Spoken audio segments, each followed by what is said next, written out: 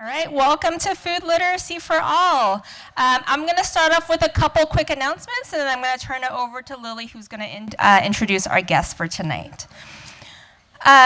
So just a couple reminders, the things we talk about each week. This is a free course that's open to the community. We're always happy to have community members come and attend the lectures in addition to all of our students who are enrolled in taking the course for a credit. Just make sure that if you're a community member, you're not enrolled in the class, that you RSVP so that we can make sure we have seats for everyone who wants to attend. All the videos are posted on YouTube and the SFSI homepage, and then if you want to tweet about any of the lectures or the content, you can use the hashtag Food Literacy for All. Also a quick note, I know all of you submitted your first reflective essay today. Thank you for those submissions. We see them on Canvas. We look forward to reading all of them and giving you feedback very soon. Okay, if you are coming from Detroit and you want to coordinate rides, please contact Kabibi for details.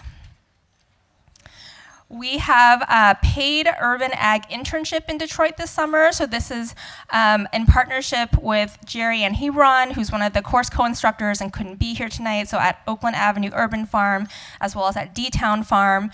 If you're interested in working at the farms this summer, you please submit a cover letter and a resume to Lily. So her email address is listed there, and then they can get back to you with their decisions. Also, a quick note that our guest speaker will have a featured event at Zingerman's Roadhouse tomorrow night. There might be a few tickets left, so if you're interested, I hope you can make it out there and enjoy some delicious food. And again, thank you to all of our sponsors for helping to put on this seminar series. All right. All right. Hi, everybody. I'm Lily Fink-Shapiro. I run the Sustainable Food Systems Initiative here on campus, and we are so honored tonight to welcome Nicole Taylor to Food Literacy for All. And Nicole is a lot of things. We were just talking about how you can't just put one label on somebody. So she's a lot of things, and this doesn't cover all of them. She's a writer, she's a chef, she's a cookbook author, she's a mother, she's a current resident of Brooklyn, New York, although she was born and raised in Georgia. And aside from being named one of the 100 most influential people in Brooklyn, Nicole is currently an editor. I found that online. Nicole is currently an editor at Thrillist, and she's the former host of the Hot Grease podcast. She's contributed to Food and Wine, the James Beard Foundation, Epicurious, Civil Eats, and many more outlets. So her 2015 cookbook, called the Up South Cookbook, made major headlines, and it's been described as a combined personal history, migration story, and recipe collection. So I took the liberty of reading a few customer online reviews of the Up South Cookbook, and I found a few gems. I'll share a couple with you. Nicole A. Taylor writes, as a close friend that is right there with you in the kitchen, it would seem she actually wants you to succeed in making Southern food. And another person who shared that she helped me to conquer grits. So also thanks to the special New York Times feature on Nicole, I learned all kinds of things about her, like she has specific rules around social media use in restaurants, which you can ask her about. She's got fashion tips, and I also learned how making coffee is not her strong suit. So with that, I have a quick, get out your clickers, I have a quick question for you. And again, if you're a community member and you want a clicker, you can raise your hand and Erica will come around. Okay, which of the following is not a recipe that's included in the Up South Cookbook? Is it the pineapple black walnut upside down cake? Is it the savory grits waffle? The coffee rubbed short ribs? The twice cooked biscuits with lemon? Or the smoked trout deviled eggs? Which one do you think is not in there? Maybe you know.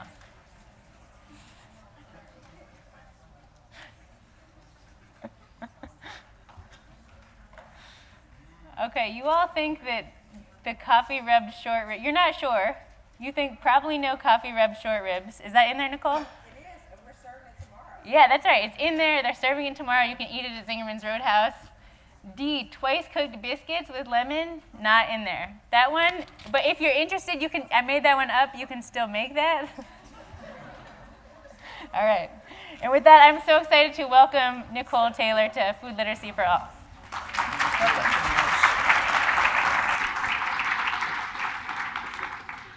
First of all, Lily, Ari, all the folks here at Sustainable Food Systems Initiative at Michigan, thank you for having me. It's a pleasure.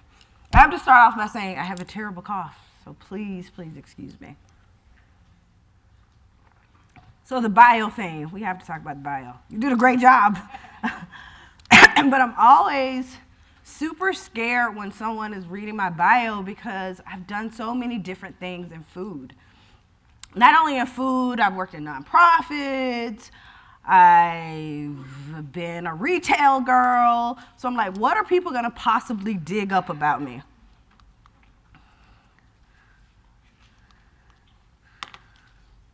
So the disruption of traditional food media. I was sitting on my couch, I was talking to my husband, I was like, okay, I'm doing this presentation, I'm gonna talk about all these folks who are disrupting this traditional scene. So I listed the names and I told him, and he was like, wait, why aren't you in here? You need to put yourself in here. And I'm like, should I? So I did do that. I put myself in there because I've done all these different things, and at the end of the day, if I had one word to say who I am, I'm a storyteller. And it just happens that my medium is writing. If it's a recipe or a podcast, I'm gonna always put people in place at the center of my narrative. So I wanted to say that first. That's how to describe me as a storyteller, and also to say, yes, I am a disruptor. I want to go over some things I've written research about. I'm going to start off really light. I grew up in Athens, Georgia, and when we were driving in, I was like, wait, Ann Arbor totally reminds me of Athens. Is there a huge music scene here? Okay. So right here for Esquire back in 2018, Jeff Gordnier, who's a super popular New York Times writer, Esquire writer, he was like, hey, I want you to contribute to this. It's like, what's my favorite bar in all of America? So I zoomed into my place called the World Famous. It's a dive bar with live music. They have the best freaking French fries ever. So I wrote a blurb about that. And I love writing about really simple things and highlighting neighborhoods and communities that don't get the highlight. Ironically, that story touches on a neighborhood that used to be the center of African American life in Athens. So I was super stoked to write about that there.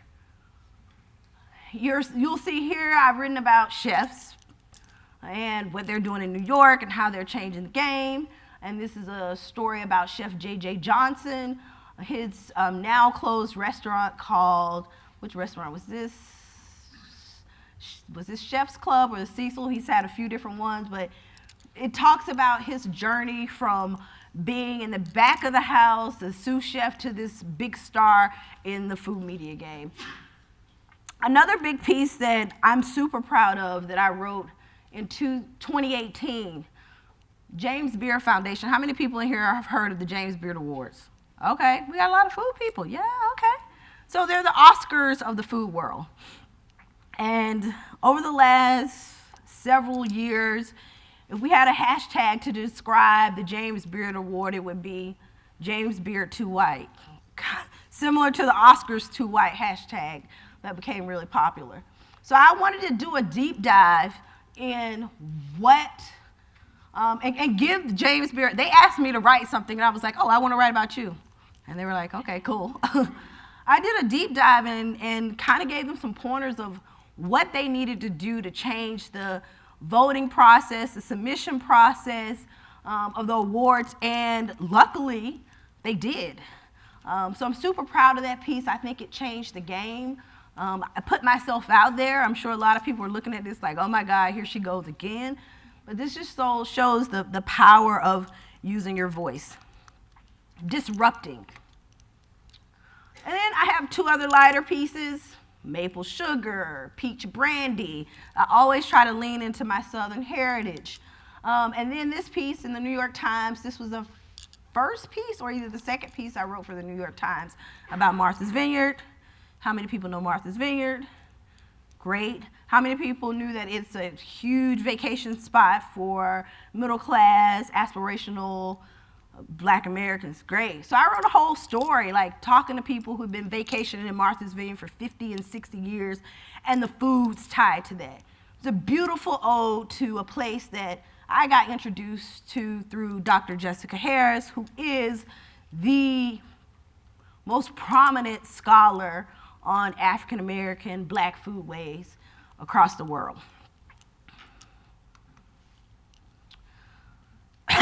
So disruption.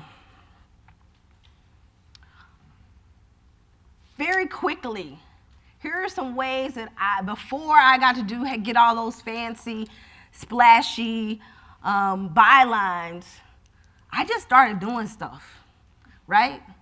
I was like, I want to do a zine.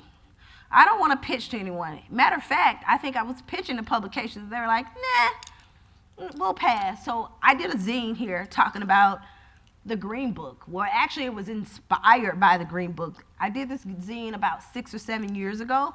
I did one about Philadelphia, where to eat, where to shop, what to do in Philadelphia, with a special emphasis on Black culture. Printed it myself. Didn't have any money, got some friends together. I was like, you like this idea? They were like, we love it. And we did a zine and sold it at the Brooklyn Zine Fest. I look back at it now, and I'm like, okay, that was kind of cool. But at the moment, I was just like struggling to make it happen. Crop Stories, that's a Southern-based zine. I edited the recipes in there. You'll see other experiential events that I did in my old neighborhood of Bedford-Stuyvesant, Brooklyn. And I had a podcast for 5 years before podcasts were popular. If you're on iTunes and you listen to podcasts, there are 167 shows, super old. I know Michael Twitty, I think he's been a speaker here before. He was on some of my old shows, Karen Washington, all the people, if you're taking this class, names you should know, they were on Hot Grease way before they were big, big, huge superstars. So those are some of the ways that I created my own lane. Another really cool thing I did a short documentary with the support of the Southern Foodway Alliance about the integration of the Varsity, which is this fast food restaurant in my hometown of Athens. It was an untold story, and we had $500. We were like, hey, let's find some folks that will edit it. And we did it, and I'm super proud of it. It's super scrappy, but it was the first time this story has been told. Every time you turn around, someone is emailing me about it or saying they showed it to their class or their kids. Up South Cookbook, we talked about that. I wouldn't call this necessarily a disruptor. By the time I got this cookbook deal, I'd done all those things you saw in the middle, the scrappy things. And the assumption from people who were in power, they were like, you probably should do a cookbook next. I'm like, okay, cool, let's do it. So in 2015, this cookbook came out. This is super cool. How many people watched The Last OG or watched The Last OG? A few. Okay, it's on Netflix now, season 1 and 2. Produced by Jordan Peele, stars Tiffany Haddish and Tracy Morgan. Out of the blue, I was 7 months pregnant, and someone emailed me and said, we want you to be involved in a book deal. We can't tell you the name, but it's about Black food, and it's on TV. I was like, oh my gosh, Queen Sugar. It was not Queen Sugar. It was The Last OG, but it's if people know or watch the show, it's about Tracy Morgan's character spent 20 years in prison, and then he gets out to gentrify Brooklyn, and he's obsessed with food. He was obsessed with food in prison, and he's navigating this food world as an Felon. It's super funny, but there's so many cultural gems. So they wanted to recreate a book that was inspired by the show. It's a fun book, but I also got really sneaky and put a lot of little gems about, gentrification, gems about community gardens. People in this room, because you're studying food systems, if you get this book and start reading it, you will totally get it. I'm proud of this project. And lastly, doing all my work, toiling. I get an email from an editor at Thrillist, and they're like, listen, we want someone to lead up the food department. Are you interested? I'm like, maybe. Went through 3 months of interviews. In July, I became the first Black woman in over 25 years to run a food publication. It's a huge responsibility and a huge deal that I take it very seriously. But this is one of the cool projects we did, Best Restaurants in America. It's a splashy product that you can go online and look at. There's video. All the things that you've seen earlier in my presentation, you really can see elements of me inside of this. And I wanted to do something different. I wanted to show the diversity of American restaurants, of new restaurants that opened in 2019. So there you have it. So enough about me. Let's talk about legacy food media.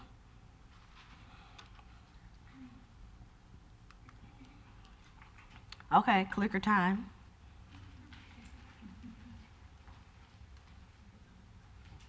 So we have a lot of policy wonks in this room, a lot of people who are probably into urban farming, a lot of people who are into food writing.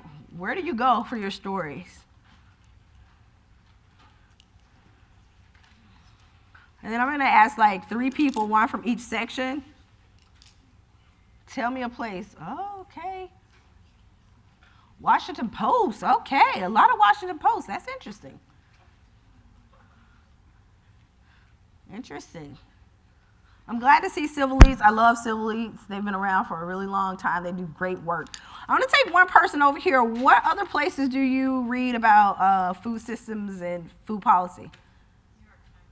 New York Times? Okay. Take a person here in the middle, curious, trying to get a read. Anyone? Who knows The Counter? Or, you know The Counter, it used to be New Food Economy. Of course you, Tracy, knows.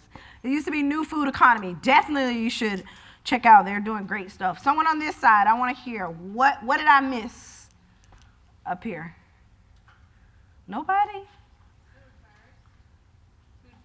Food First. Oh, hello, B. I see all my Brooklyn people in the audience.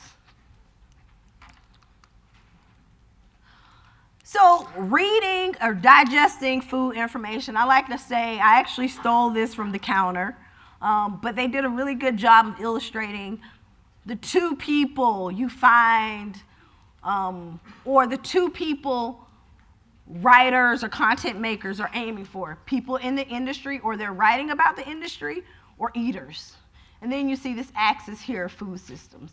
Then you can look at, articles here like beef cheek ravioli, Lucky Peach, which doesn't exist anymore. It was a really cool magazine. You see Food and Wine and Eater, where they're all solely focusing on food. And then you see other eaters here where people are talking about palm oil, like it's having a comeback. Is it bad? Is it good? And then we get over here in the systems. And when I'm writing or creating content, I think the same way.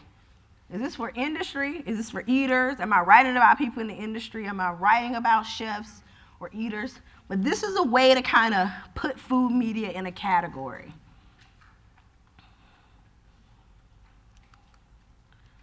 So I know y'all are all quiet.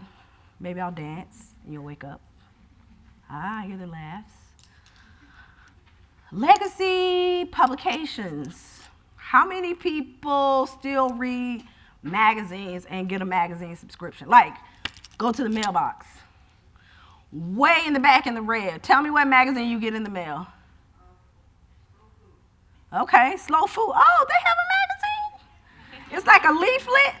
Slow food is still around. Okay. Who else? Brown shirt right here. Acres magazine. Okay, is that a farming magazine? Awesome. What other traditional publications people love and you're like, I don't care what people say, I'm still reading my fill in the blank? The New Yorker. Right, they have an excellent 2 food columnists at the New Yorker now. So print magazines, we've named a lot. New Yorker is one. Bon Appetit is a legacy food magazine. Food and Wine, a legacy food magazine. I'm naming you the kind of ones that are mainstream, right? All these magazines they're having not so great of a moment. I will say that Bon Appetit has reinvented themselves. And if you go on YouTube right now, everyone is obsessed with, right? Everyone's obsessed with Brad. Y'all know Brad, right? Exactly. Legacy newspaper columns. I saw a lot of Washington Post people. So what are y'all reading in the Washington Post? Are you reading food stuff or just general policy stuff? Okay, well that's a legacy newspaper column. New York Times Food, Florence Fabrique. All these people are like legacy names. Radio. When I think about radio and I think about food, I think about KCRW, Evan Kleiman. I also think about local radio stations that may have like a food segment. I think of now Francis Lamb with the Splendid Table. They were all like radio in your car radio and not podcasts. And they were considered kind of legacy radio programs. BBC Food, I'm going to assume that they probably were like, what is it called? Like in your car radio back in the day. That's part of this legacy world. TV. What's the most popular thing in TV that's legacy? Food Network, right? I would say PBS, some of the PBS shows where you have to turn the TV on or have a channel would totally go under legacy food media. And finally, cookbooks. Getting a cookbook published is very old school. You sit down, you write a proposal, you have an agent, you go through an editor. It's a lot of freaking steps. And it's still a world that people, they don't want to disrupt that world. It's really hard to disrupt the cookbook world, but you'll see that we have a few people that are doing it.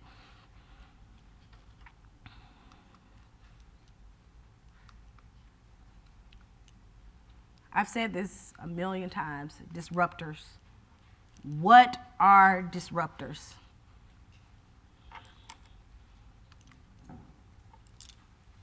I'm going to ask you a question. Clicker time again. Clicker time. I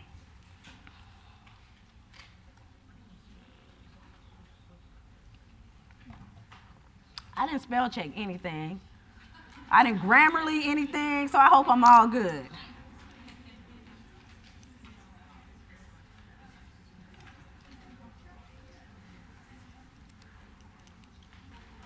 Oh, I see something up there.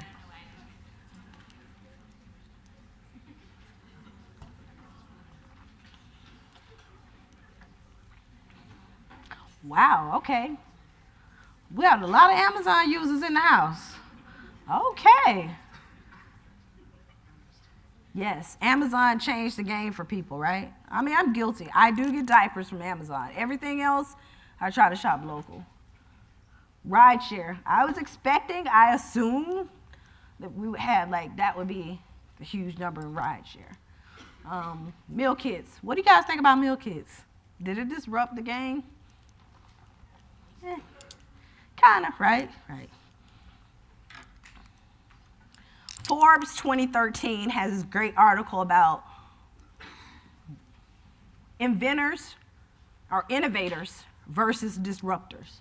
And this is the definition they had. Disruption takes a left turn by literally uprooting and changing how we think, behave, do business, learn, and go about our day to day. Yeah, I mean, Uber changed the game in New York City. I remember trying to figure out, like, how am I gonna get a cab in Bedford-Stuyvesant 11 years ago? There was like this, I wouldn't even call it renegade. You used to call a car service, a black car service, or you would go out and just see black cars and you would wave them down, which was kind of illegal. And then now Uber popped on the scene, and I wonder, all the Caribbean guys who were doing those gypsy cabs, where are they? Are they in Uber? They disrupted transportation in New York City. And not only in New York City, all over the world.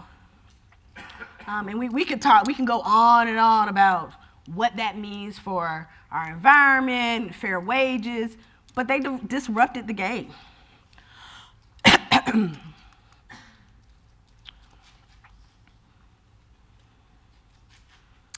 So when I think about disruption and I want to tie it back to a time period, I always think about the rise of social media, the rise of the internet as we know it. Disruption is so linked to social media, right? Twitter, getting on your phone with the app, Instagram, Facebook groups. All of it is tied together. And when I look at the food media landscape and think about people, places, and time, it always sinks back to about 10 years ago. I'm going to go back and say this about disruption so you can make a note of this. Social media leveled the playing field, I think. Not I think, I know. For people like myself, I didn't have a connect or a friend or a mom working at any of these legacy publications. My voice, I honed my voice on Twitter. I use social media to amplify the BRs of the world. I use my Twitter handle to retweet Tracy McMillan's article. I built my voice on social media. Not only me, so many other people in this food world, from like chefs to farmers to people making products. Social media changed the game.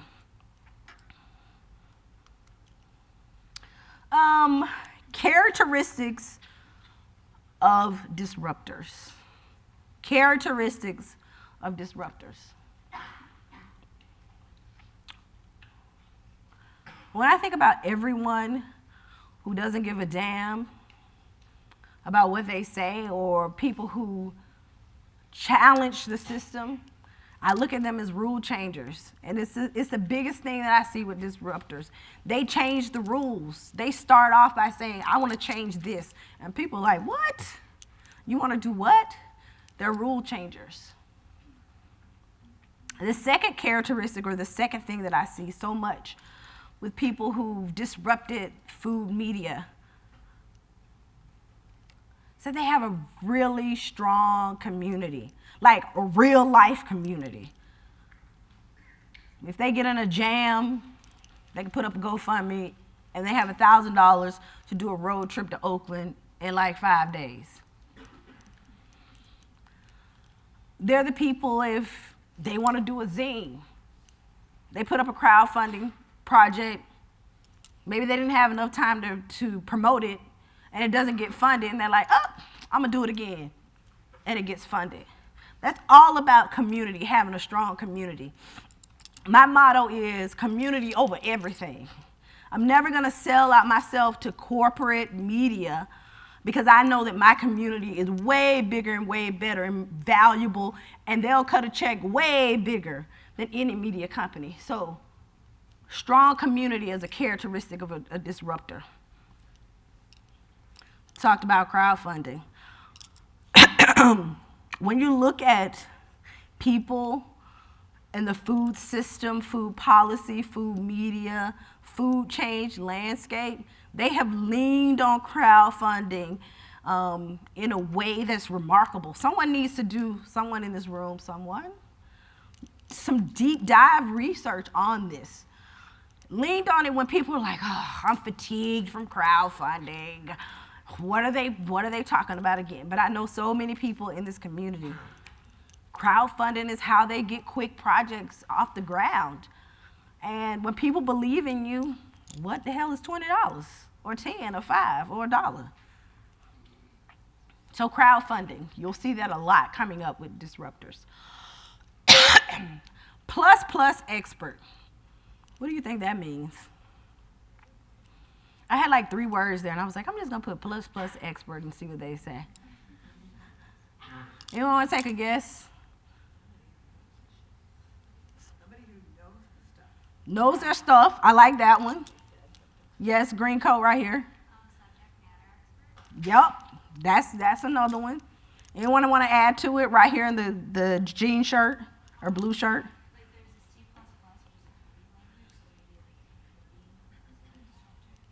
Know how to solve problems, for sure. Anyone else want to take a stab at plus expert? All of those things work. It's a person who's multidisciplinary. They know how to solve problems. They know how to do more than one thing. They're just not thinking linear. They're thinking like, oh, who can I call for this? Oh, we need to get this done. Oh, we're doing a fundraiser dinner. Oh, let's call this person. Plus experts. You see that all the time in Disruptors. They're not just saying, oh, I'm writing my article. No, they're expert in a whole bunch of stuff. And I know people's like, oh, you need to stick to one thing, like master one thing. I'm of the school that you can know a little bit of this and a little bit of that. Those are the people who, in my opinion, excel. Another characteristic, people of color. That's the biggest thing that I see right now. All the people who are doing really cool shit and who are not afraid, even though they'll get that scarlet letter, even though people will be like, oh, here he comes again. People of color are putting themselves out there and saying, this is wrong, this is right, I'm quitting my job, I'm doing this, I'm betting on this person. It's amazing just to see so many of my colleagues who are black and brown, Asian American, first generation this. They're like, let's do this. Let's do this. And entrepreneurs. At the core of all of this, I feel like the true risk takers, the true disruptors, they are entrepreneurs. You have to have that spirit of like, I don't care, I'm doing this. Okay, I may make $100 today or $1,000 today. They're entrepreneurs. And at this stage of the game, this level, this 3.0 of this disruption movement, you find a lot of disruptors that are really looking at like, okay, how can I truly make money now?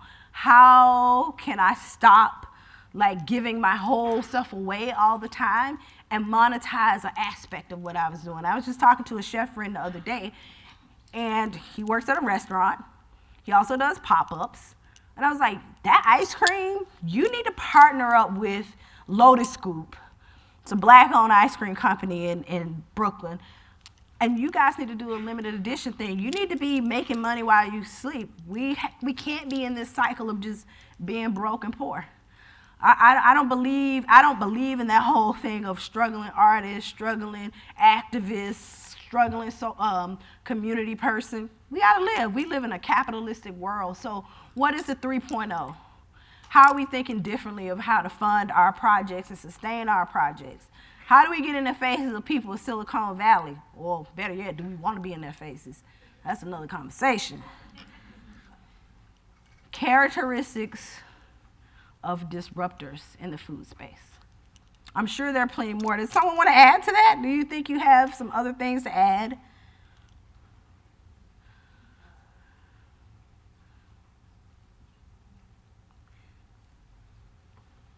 Okay.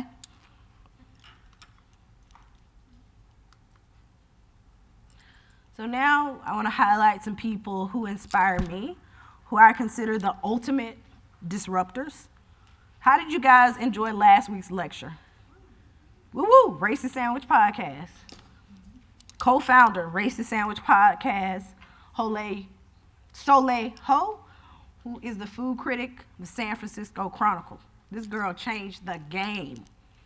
Never in a million years, someone who did zines, had a podcast, freelance writing. I would never ever thought that she would be our voice, a real voice, a serious voice, a person who cares about everything in food, literally writing food criticism every day, a job that typically has been only white males and white women from a certain echelon.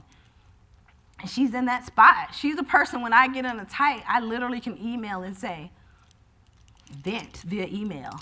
She's super important to the culture. She disrupted food criticism. She disrupted food newspapers. She's a game changer. If you're not following Soleil, and you need to sign up for her newsletter. How many people signed up for San Francisco Chronicle newsletter? She's talking about more than just what restaurant to eat at, okay? She's going way deeper. And follow her on Twitter as well.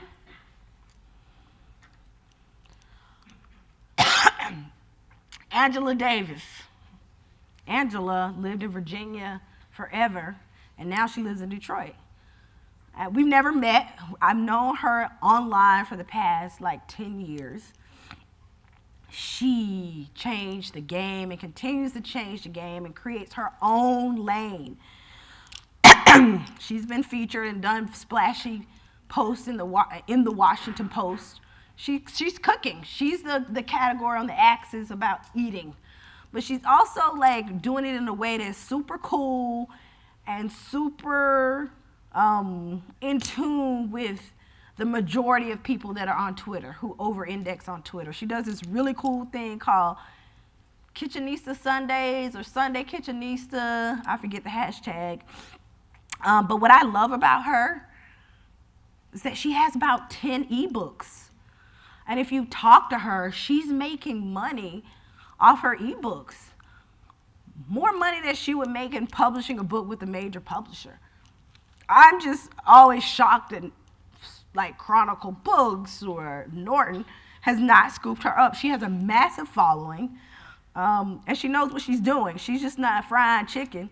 She's doing beautiful food. She's connected with farmers.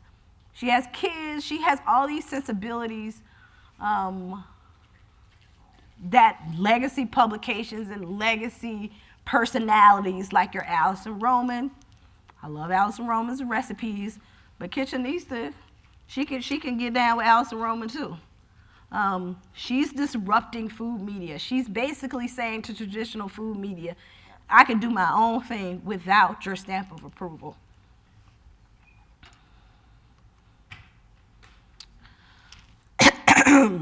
This is a quick video.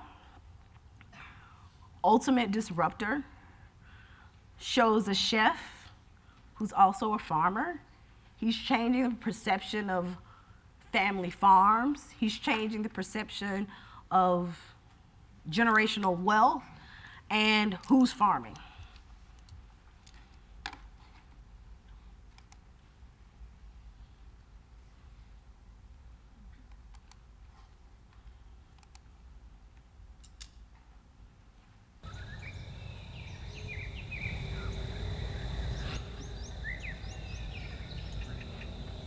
I am Matthew Rayford at Gilliard Farms in Brunswick, Georgia. The farm's been in the family since 1874. I'm the 6th generation to farm here. When I grew up here, this was nothing but farmland, from squash to melons to peas. It was everything. I actually raised my first large black hog here on this farm. I think farming was somehow ingrained into me at a very young age, whether I knew it was happening or not. I can't say whether I loved it. I think I had an appreciation for being outside. I loved being outside. And you know, I didn't grow up inside an air conditioner watching TV all day. I grew up outside, running, climbing trees, all that kind of stuff. And I think now that has morphed as I've gotten older to the appreciation for actually farming. As I grew up and got ready to graduate from high school, there weren't a lot of opportunities here, so I just wanted to get away. And I ended up joining the military and leaving and starting a career in culinary arts. So I was gone for probably about 28 years.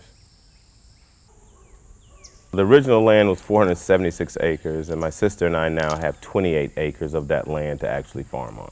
I think what truly brought me back was sitting down with my grandmother and having her ask me, what are we going to do with all this land that we have? And I said, Nana, we ought to start farming this. We ought to go back to farming. And that was just, from then on, I went straight forward. So when I got back, I got connected with Georgia Organics, and they were able to connect me with a mentor, and I was able to learn quite a bit about farming on the coast. I think the second part for having been able to connect with Georgia Organics was able to actually go to some of the conferences, and going to the conferences and dialing into the various workshops that they had were just invaluable. I think anybody trying to get started from farming and haven't been farming for a while needs a little bit of help.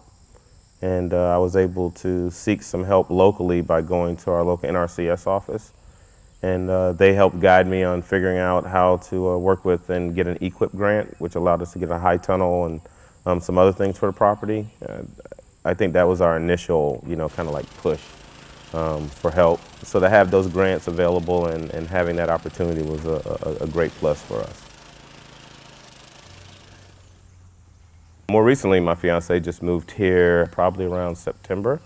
Once she got here, we've just been, going all out. My name is Javon Sage. I'm an herbalist and a farmer. My background is actually in urban chicken keeping, so I've taken on working with the poultry here on the farm, specifically, raising them from little chicks to getting them to their layer age. As an herbalist, I'm taking on the herb part of the farm, so working to grow not only culinary herbs, but also medicinal herbs. Farming with Javon has just been amazing. It's just been amazing. I can't say what that feels like to be out here with your partner and putting all the things together, from tomato plants to what the herb garden's getting ready to look like. Part of living the dream is having an opportunity to be in the dirt with your partner and seeing how you're able to take just a few seeds and expand it out into plants and crops. You actually get a chance to see the fruition of your dreams, and I think that there's nothing greater than that, to be able to see a seed grow, and we've been able to do that with our relationship and with how we're growing the farm as well. Farming gives me an inner peace and an outward peace, I think also.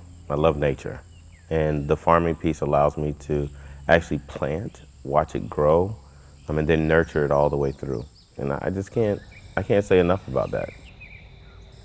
My thought process so far as keeping the family farm is that my family has kept it up for me being the 6th generation, and that's almost unheard of, especially for somebody black to have had land this long in their family. And I think it's important for me to pass that on to my children, and so that they can pass it on to their children. And it would be great if we could keep that going.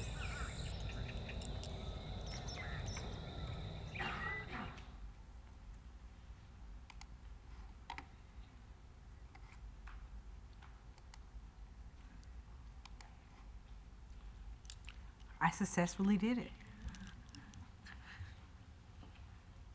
Ultimate disruptor.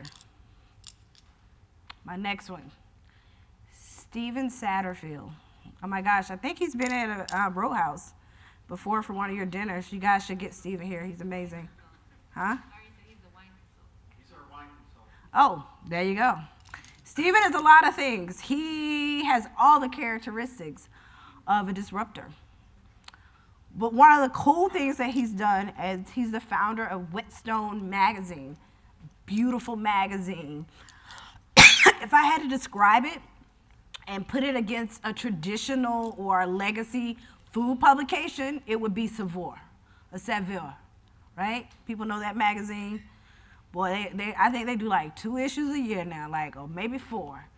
Or maybe they don't do any anymore. But they have some stuff online. But back in the day, that was the creme de la creme magazine to really see the world in food. You saw so many cultures in there. And Steven is like, oh, I'm about to do this. He has 4, I may have the number wrong, printed, beautiful images, gorgeous writing, talking about his travels. He's changing the game. He's changing the game. He's saying, hey, I can bring back print magazine in a way that's artistic, but it's also very soulful and full of life and tells really deep stories and rich stories about people around the world through the lens of food.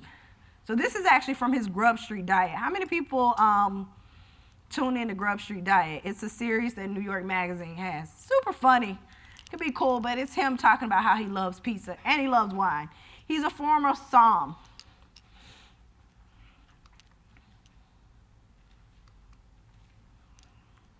So we've talked about my ultimate disruptors.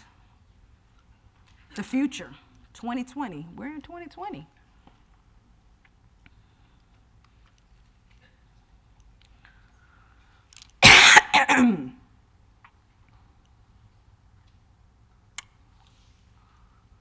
What will 2020, 2040, 2060 look like in terms of food media disruptors?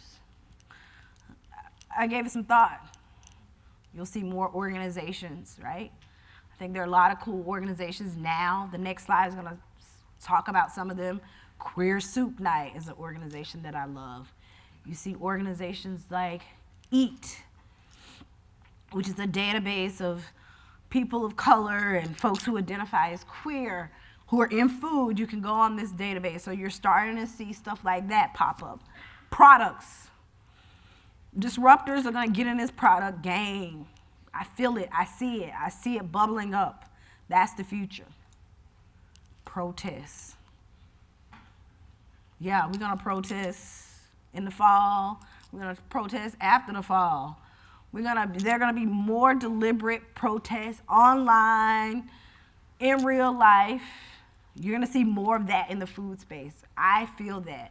A lot of that is happening now. There's a big conversation bubbling up. Well, it's already bubbled. Hashtag rage baking. Phew, just go on the hashtag. You guys can read all about it. But there's this kind of silent protest among some people. Like myself, I'm not retweeting anything. I'm not engaging in your likes. I think you're going to see more silent protests in food media world when you have things that happen like rage baking. Just put that on your notes to Google. Makers, more people getting in the game, more people saying, hey, I want to create my own digital magazine, or I want to do a one-time magazine all about black women in food, or I want to do a magazine all about, not I'm going to Mexico City and I fell in love with Mexico and I want to live there forever, but really tell the story of the people that live in Mexico City. So you're going to see more of that. This is a cool picture, 2018 from the New York Times, where Tejal Rao, who I definitely think is a disruptor, she wrote about all these paper, magazines, and print is here to stay. So she has Stevens, Whetstone up top, MF, which is Mouthfeel. I love that. It's a really pretty magazine with great stories. Put an egg on it. Love them so much. So you're going to see more of that. Beautiful magazines. Yeah, people pay $20 for a magazine. How many people are still into magazines in here? Like, yeah. I don't think that's going away.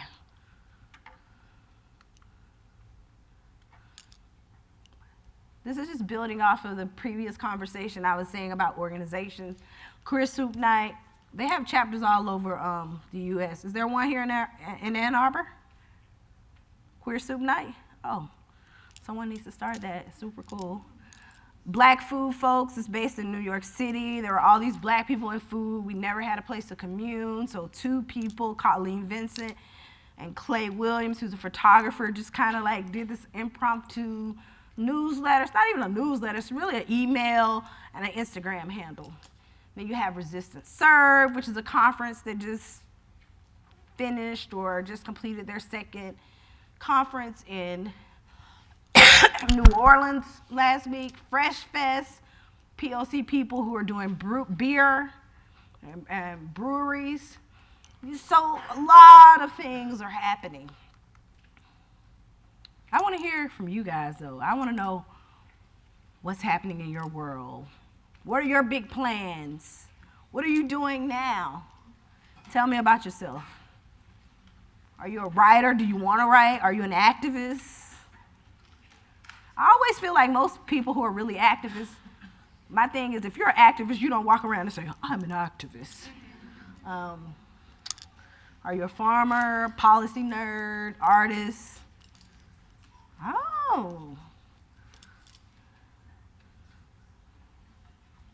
I love it. I kind of want to end by saying this. You can be all of these things. I think you can, I know that you can do all of these things. Fine, you're a farmer, but you can write too. You're a chef, you want to be in the kitchen. You can be the king or the queen of newsletters and writing books about business or writing a cookbook. You can do all of those things. Do not limit yourself to just one path in changing the world and changing our food system. This is like my favorite gift. I put this in every single deck, every single thing I do. I live by this. Pull as you climb. Whatever you do in this food world is always about pulling up the next person, giving them the tools they need to go to the next level, helping them with the crowdfunding. We can change the food system. We can change this world if we do this.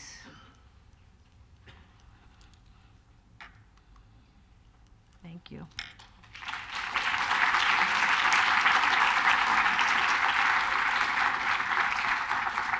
I think we're taking questions now. Hopefully I was clear and funny and didn't cough a lot. Oh, email. Please feel free, people. You can email me. That's a big thing. I love to chat with folks. Nowadays, it takes me a long time to respond, but please email me. My email is there. That's my social media handle. On all social media, I'm Food Cultures. Any questions? Hi, my name is Octavia. I'm a community member who just likes food and food politics. Thanks for coming, Octavia. So you mentioned protests and how you feel like they're kind of bubbling up, and I guess I just kind of wonder about like the concentration of like our food system and agriculture, and how, if you could just talk more about kind of the protests that you see happening that I fear aren't going to happen because of the level of comfort that we have. Yeah. I'm going to speak very specifically to food media. I know I heard you say the word policy, but I'm going to speak of what I know and what I'm entrenched in right now. I do think people are afraid. I think there are a lot of people, a lot of our allies who are afraid to speak up. I think that even, I wouldn't say I'm afraid, but definitely now since I have a glossy, fancy job, I tend to restrict myself when it's time to possibly jump in a protest or to do an op-ed or to send a big email and get people on it. But you see stuff happening. I see my colleague sending long emails and asking for very specific things to heads of magazines, and I get blind copied. So you're seeing a lot of people of color, in particularly, trying to use their power to smash the patriarchy, trying to kill white supremacy in food media every single day. It's a slow grind, but there are some things that are happening. I would love to see a more organized mechanism for us to do that, because it's all one-off and all reactionary. And then you're moving on to the next because you're like, oh, I gotta go back to work, or I'm working on this project, I need to get this magazine out, or I need to get the chickens in. But I would love to see, and I hope that over the next few years, there's a more organized way of how we deal with some of these things that bubble up in the food media world.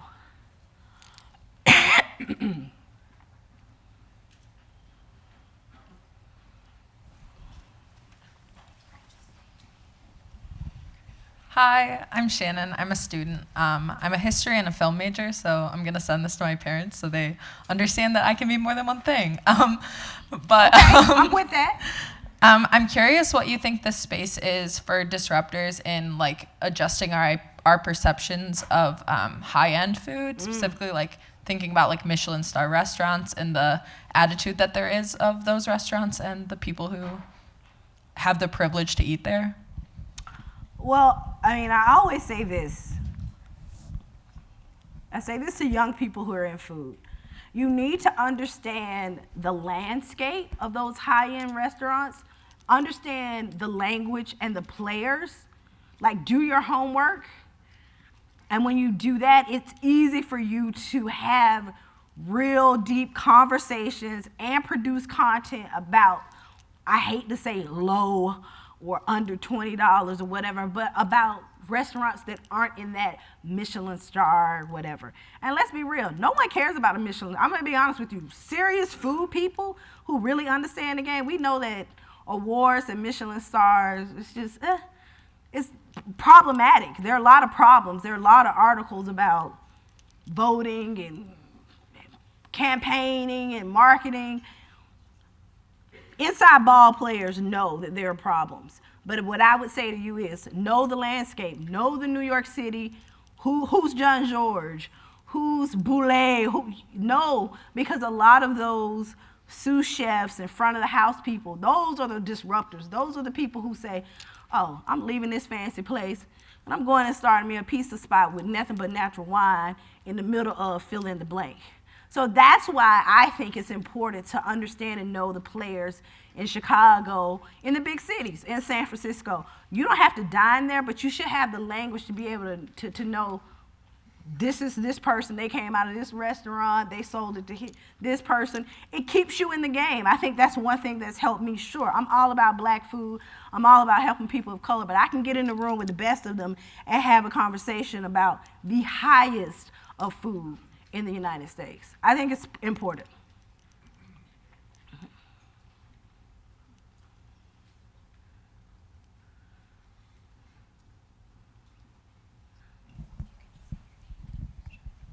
Hi, I'm Arthi. I'm a student. I was wondering how you were able to transition, or even if you would consider a transition from, I guess, doing more traditional chef work and then and kind of becoming a multi-hyphenate and doing things that you wouldn't traditionally assume that high-end chefs would do, I guess. Yeah. Well, I'll say this, I'm not a chef. Even though people use that name, people get confused, they don't know how to. Yeah, sorry, I consider myself a master home cook. My chef friends come to my house and they're shocked. They're like, wow, you have everything in here. I'm a great cook. I learned from my family, but I also took a lot of recreational classes in my 20s, knife classes, you name it, how to make pasta. So I taught myself how to be a master home cook. I can't over 20 or 30 people. I can't cook for over 20 or 30 people in one day. I'm like, no, I can't do that. So to answer your question, how did I transition? It was natural. I never imagined having a career in food. It was never, I have a degree in community health education. I spent a lot of years working in the nonprofit world. B. Ayers over here, she knows me from Brooklyn Food Coalition. I worked in the nonprofit world, and still every now and then people try to like, hey, can we talk to you? We wanted you to consult for us. It was just a natural progression. I think more kind of fun passion projects I started doing, it started leaning into like legacy media. And now legacy media wants to be cool, so they want someone like me in the mix because it's like, oh, you did a zine? Can we play around with something like that for our company? Oh, you did these experiential donut crawls in New York City? Maybe we need to try that out for our company. So I never sought out to like be multi-hyphen. I just like followed my passion. I will say that I have a super supportive partner too that just kind of let me, I probably needed to be doing more of this and more of that. And he was cool with like saying, okay, yeah, go off and do that. Or me spending all my money on, supplies and food at Colusians, He was cool with that, so I have to give him propers for that. So to answer your question, it was a natural progression. And to say this last thing about how is it, I have to take a deep breath. You're working for a corporate entity. You're no longer Nicole Taylor where you can stand up on this stage and say what the fuck you want to say. You can't do that. So I've learned how to be a grown-up. I've always been a grown-up, but I've really learned like wow, this is what it means to be a black woman and be in a space where you're the only other black person in a room. It's teaching me a lot about the sacrifice, the persistence of black women in spaces, and women of color, period, in spaces where they're the only.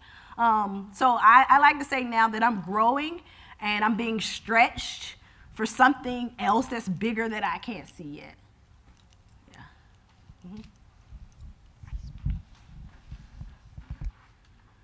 Hi, I'm Joanne. I'm a community member. I wanted to add to your characteristics. I think one is that you have to be a risk taker. And I just wonder if you could talk about, just briefly, there probably was a time when you weren't a disruptor, and then you became a disruptor. And what did that, how did you kind of get the courage, I guess, to take that leap? And what was it that made you do that? Oh, I've always been a disruptor. I feel like now I'm suppressing my disruption characteristics. I mean, I was a kid. I graduated from high school in 1996, and we used to have an assembly like this, a Black History Month assembly, and it was the entire school. So they would rotate out people every day. And I remember like doing a sit-in protest at the school, and I still have the sign-up sheets, and going to the principal and saying, you can't do this. I was just disrupting back then. I was the student who, the only black person in the U.S. history class doing a whole presentation on Black Panthers in Athens, Georgia. So I've always had this disruption spirit in me, and no matter what I do, it just kind of comes out. It's hard now, like I said, when you're in the legacy or new media spaces where there's a corporate entity. I've learned now how ingrained that spirit is in me and how to like take a deep breath and say, okay, your bigger goal is to clear the way for other women and other people of color to get in this. This is not about you right now. Like, take some bullets, girl, take some bullets. So I hope that answered your question.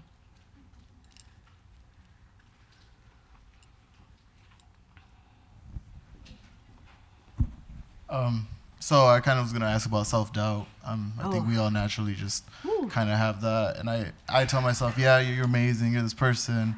And sometimes you even tell other people that. Then you go home and it's like, damn. Man. So I am a student. I'm a person who, I just walked the stage in December. Now I'm working in city politics. I'm trying to do like food work.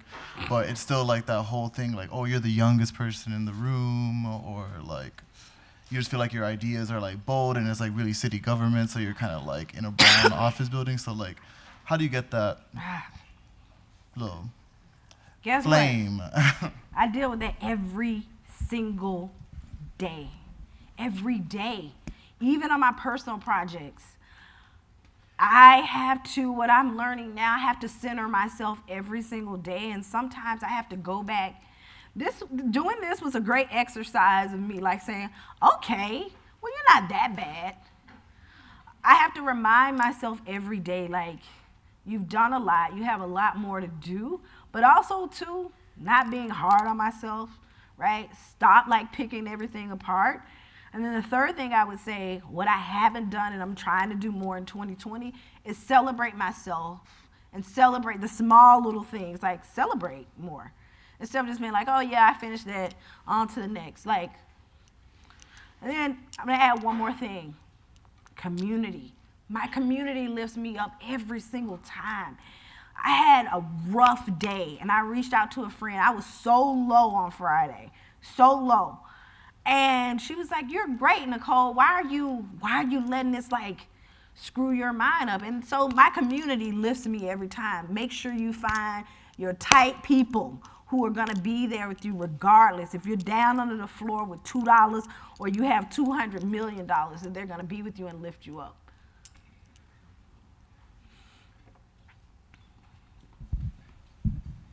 I'm Brian, and I'm a student, and I was just curious how censorship has affected you and how you've seen others be affected by it. Could you elaborate just a little bit more? Censorship in what way? as in like corporate, like working for corporations? I think I kind of talked about it a little bit. You know, how it affected me is that at the core, I'm gonna always be Nicole Taylor. I think any corporation that has me on their team, they can do a million Googles like Lily and see what I'm all about, right? I think what I'm learning around this whole censorship thing is how to be more strategic. As I told somebody, I don't want to play the game. I want to navigate the game better. So I would take the word censorship and put it in the mix of all what I just said, but all in all, I still go into the room and say what I need to say. I'm just learning day by day how to be more effective in delivering that and strategic about alliances and how I get stuff done. It's an uphill battle, but I'm doing it.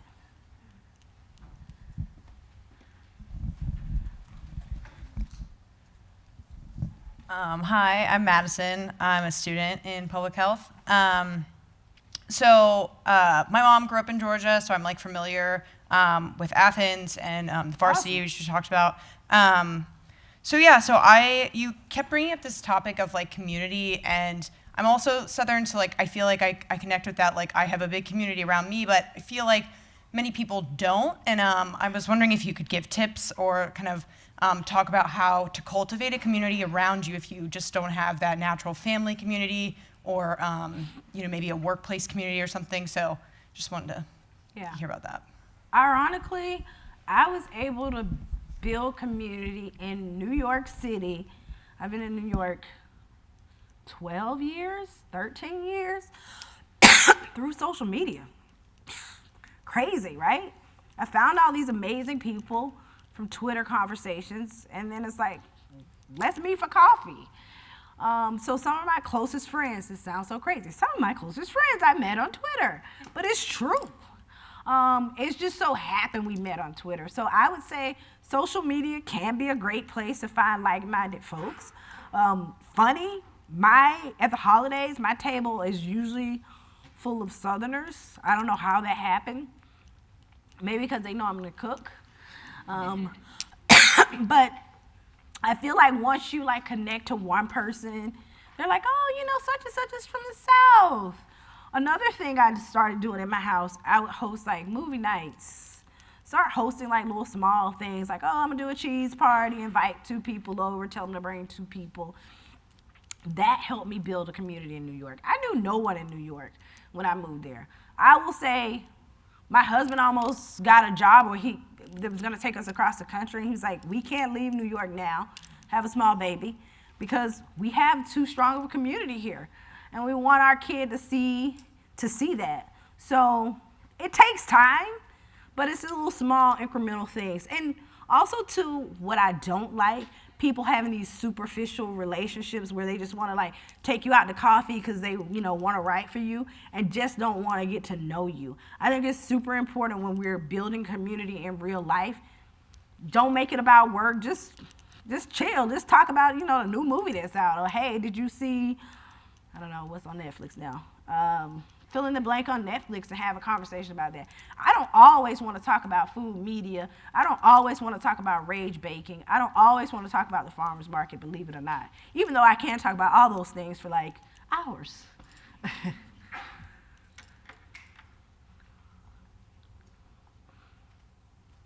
Any other questions?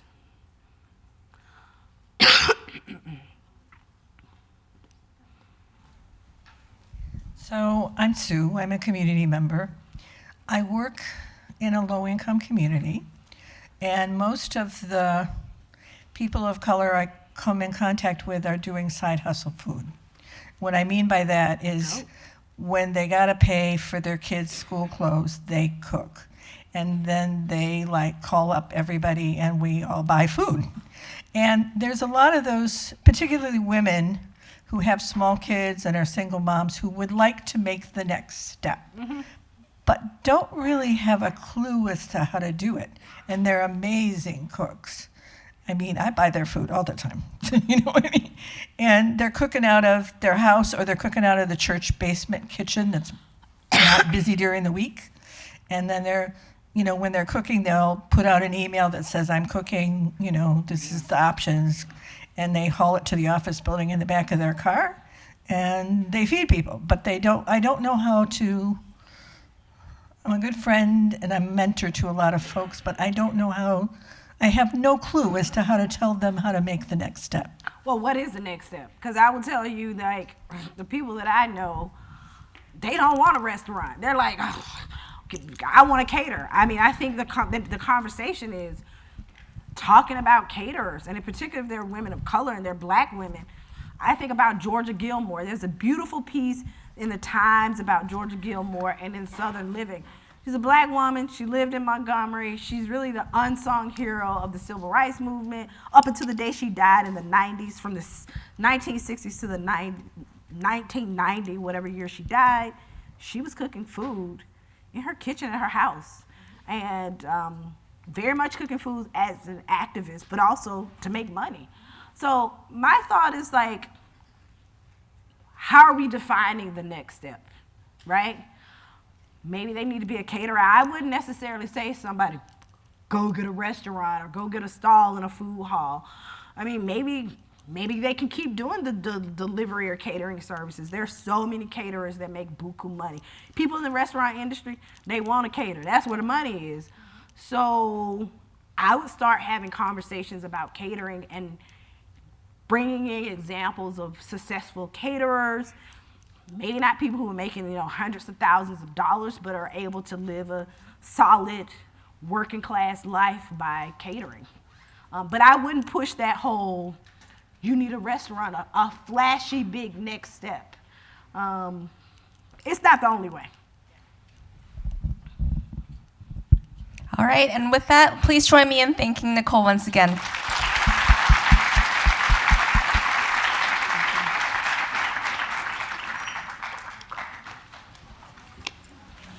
And just so you know, next week we have our first panel discussion, and the title is The Hidden Plight of Modern Growers. So we look forward to seeing you there.